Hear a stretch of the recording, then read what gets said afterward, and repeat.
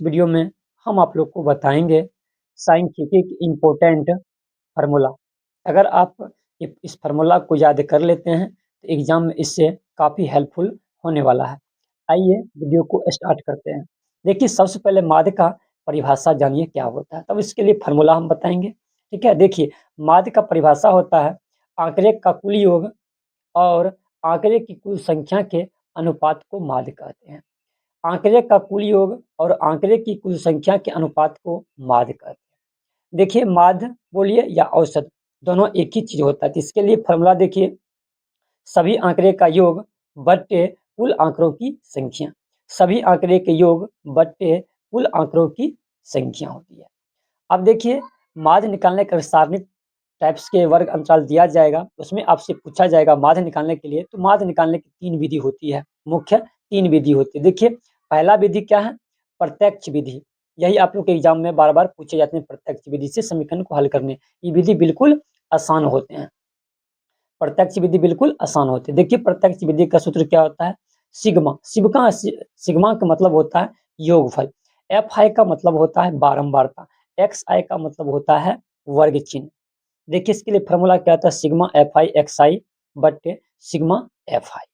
अब देखिए इसका दूसरा देखिए, इसका दूसरा विधि का नाम है कल्पित माध्य विधि।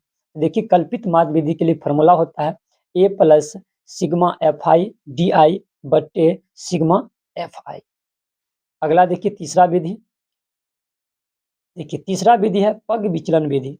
तो पग विचलन विधि के लिए फ़ॉर्मूला होता है A plus sigma F I U I बट्टे सिग्मा एफ आई गुने एच होते हैं। अगला फ़ॉर्मूला देखिए, अगला है वर्ग चिन्ह। अब अगर आपको वर्ग चिन्ह निकालना होगा तो इसके लिए फ़ॉर्मूला होता है वर्ग की उच्चतम सीमा प्लस वर्ग की निम्न सीमा बट्टे 2 होता है। वर्ग की उच्च सीमा प्लस वर्ग की निम्न सीमा बट्टे 2 होता है। अगला देखिए, अगला देखिए वितरण विधि से माध्य निकालना। अगर आपको वितरण विधि से माध्य निकालना होगा, इसके लिए फ़ॉर्मूला देखिए f1 x1 plus f2 x2 plus dot dot fn into xn बट्टे f1 plus f2 plus dot dot fn तक होगा, ठीक है? इसके अगला देखिए फ़ॉर्मूला, देखिए अब माध्यक का परिभाषा आप लोग को बताते हैं, उसके बाद आपको फ़ॉर्मूला भी बताएँगे।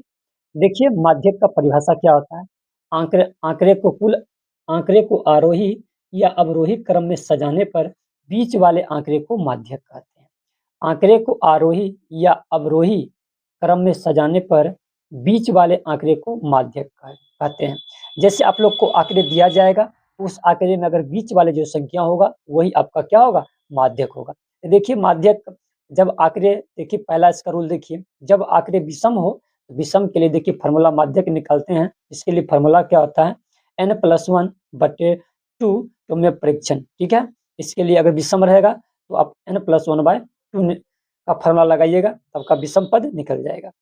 अब देखिए दूसरा, जब आंकड़े सम हो, जब आंकड़े सम हो, इसके लिए माध्य बराबर सूत्र होता है 1/2 इंटू n/2 में परीक्षण प्लस n+n/2 प्लस 1 में परीक्षण, ठीक है? अब जब माध्यक आपको सारणी प्लस वर्ग अंतराल टाइप से दिया जाएगा, देखिए माध्यक का फ़ॉर्मूला, माध्यक का फ़ॉर्मूला क्या होता है? देखिए L plus n/2 minus CF बट्टे F गुने H।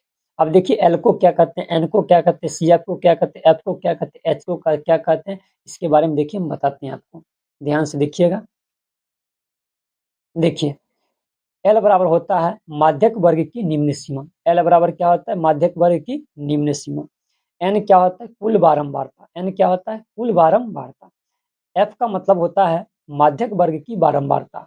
F बराबर क्या होता है? माध्यक वर्ग की बारंबारता। CF मतलब होता है माध्यक वर्ग से ठीक पहले वर्ग की संचयी बारंबारता। CF का मतलब होता है माध्यक वर्ग से ठीक पहले वाले वर्ग की संचयी बारंबारता।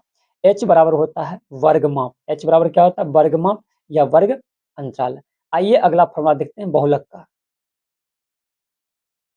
देखिए पहले बहुलक का परिभाषा जान लेते हैं, तब इससे रिलेटेड आप लोग को फॉर्मूला बताएंगे। देखिए आंकड़ों में वह मान जो सबसे अधिक बार आया हो, उसे हम बहुलक कहते हैं। जब आंकड़े आप लोग को दिया जाएगा उसमें आपको देखना है कौन संख्या बार-बार रिपीट कर रहा है। जो बार-बार रिपीट करेगा वही आपका क्या हो जाएगा? बहुलक हो जाएगा। आंकड़े में वह मान जो सबसे अधिक बार आया हो उसे हम बहुलक कहते हैं। देखिए बहुलक के लिए फ़ॉर्मूला क्या होता है? L plus F1 minus F0 बटे 2F1 minus F0 minus F2 गुने H होता है। अब L को क्या कहते हैं? F1 को क्या कहते हैं? F0 को क्या कहते हैं? उसके बाद F2 को क्या कहते हैं? उसके बाद H को क्या कहते हैं? आइए सबके बारे में बताते हैं, ध्यान दीजिएगा।